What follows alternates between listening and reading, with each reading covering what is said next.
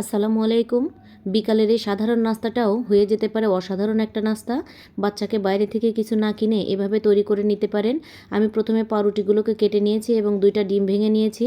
এখানে 1 চামচ মরিচ গুঁড়া, 1 চামচ কর্নফ্লাওয়ার, 1 চামচ লবণ দিয়ে এটাকে ফেটিয়ে নেব।